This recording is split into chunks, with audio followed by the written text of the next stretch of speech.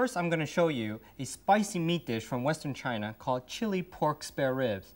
And this involves the technique of deep frying and braising, and it's very easy to do.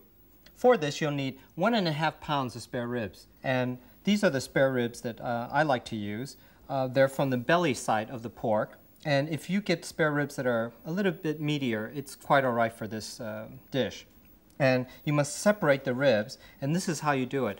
Here I'm using a cleaver, but you can use a knife. Just make sure that it's right between the two bones here, and you just simply cut straight through. And don't worry about this. Most people think it's a bone, but actually it's part of the cartilage, and it really is very easy to cut. Now, the next step is to deep fry the spare ribs, and this is an important technique because it seals in all the juices. And for this, if you're using a wok, use about 1 pint of oil, preferably groundnut.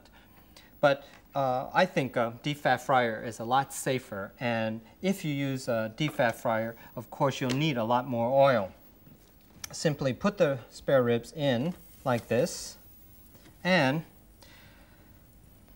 cover it and then deep fry it. When you're deep frying the spare ribs, deep fry it at a very hot temperature, and this should be about 190 centigrade or 375 Fahrenheit. This should take about a few minutes, and of course that depends how hot your deep fat fryer is or how hot the oil is. They should be ready now. Oh, very nice. Now, take them and drain them on some kitchen paper.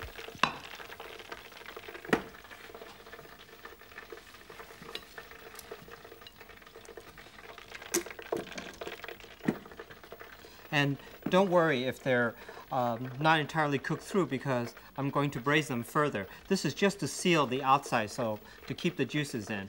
Now I'm going to braise them in a sauce. I'm going to show you how to make the sauce.